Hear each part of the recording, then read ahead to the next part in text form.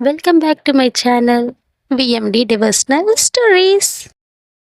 శ్రీ మహావిష్ణువు యొక్క శక్తి, శ్రీ మహావిష్ణువు కూర్మావతారం ఎత్తిన కథ. ఈ కథ ఎవరైతే వింటారో వారికి సకల పాపాలు తొలగిపోయి అష్టైశ్వర్యాలు కలుగుతాయని పురాణాలు చెప్తున్నాయి.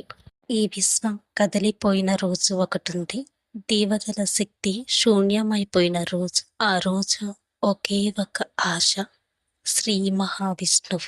స్వర్గం కోల్పోయి, గర్వం పోయి, అవమానంతో, భయంతో ఇంద్రుడు తల వంచి ఇలా అన్నాడు: ప్రభు, మా శక్తి అంతా పోయింది, మేము మీ ఆశ్రయమే. ఇది విని ఆకాశం నిశ్శబ్దమైంది. ఒక అపార కాంతి సమస్త లోకాన్ని ప్రకాశింపజేసింది.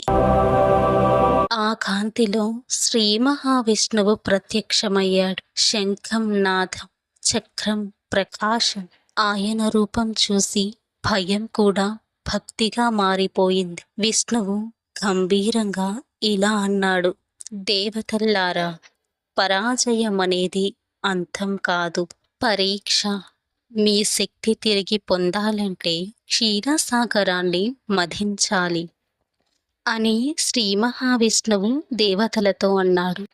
క్షీరసాగర మదనాన్ని మదించడానికి దేవతలు, అసురులు కలిసి మందర పర్వతాన్ని తీసుకువచ్చారు. వాసుకిని తాడుగా చేసి మదనం మొదలుపెట్టారు. కానీ ప్రకృతి కూడా వారిని పరీక్షించింది. పర్వతం మునిగిపోయింది, ఆశలు కరిగిపోయాయి. ఆ క్షణంలో సముద్రం గర్జించింది, లోకాలు కంపించాయి.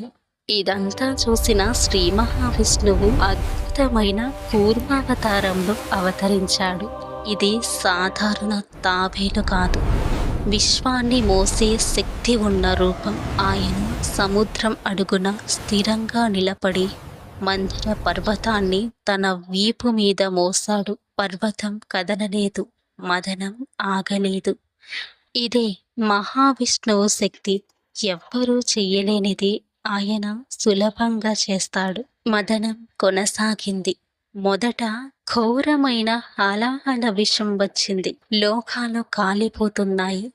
కానీ విష్ణువు సంకల్పంతో శివుడు దాన్ని పానం చేశాడు. తరువాత ఒక్కొక్కటిగా దివ్య వస్తువులు వచ్చాయి.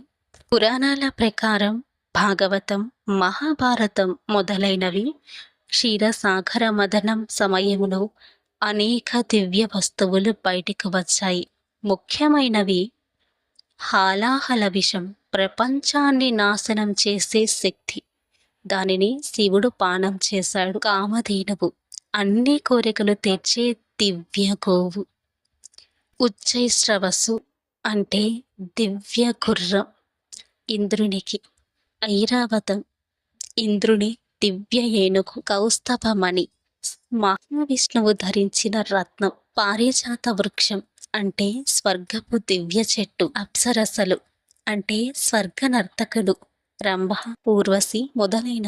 చంద్రుడు శివుడి జటలో స్థానం పొందాడు. లక్ష్మీదేవి, సంపదకు దేవత, మహావిష్ణువును వరించింది.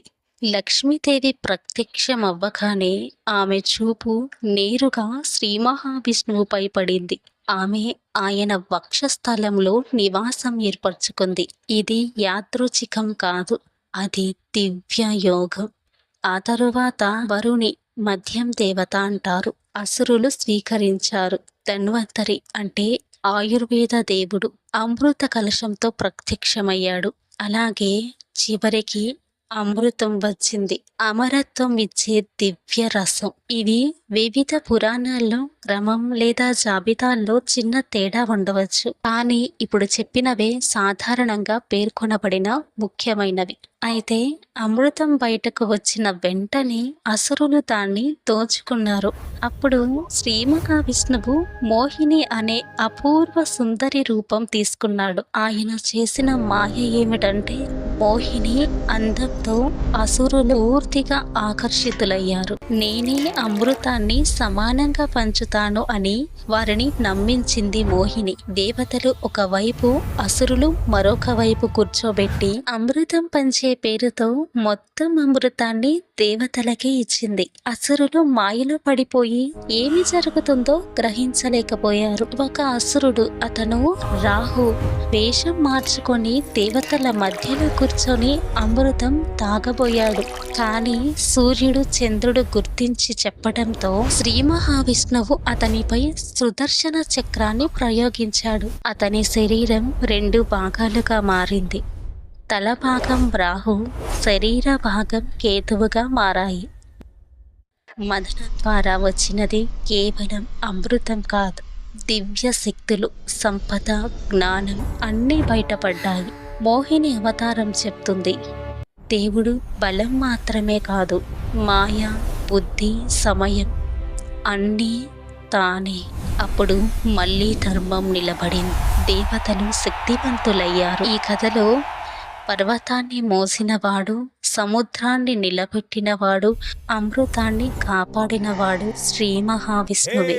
వైశాఖ పౌర్ణమి రోజున పూర్వావతారాన్ని స్మరించుకుంటే మన జీవితంలో కష్టాలు ఎంత పెద్దవైనా ఆ శ్రీ మహావిష్ణువు మనకు బలం ఇస్తాడు, స్థిరత్వం ఇస్తాడు, విజయం ఇస్తాడు.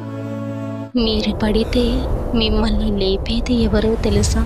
శ్రీ మహావిష్ణువే.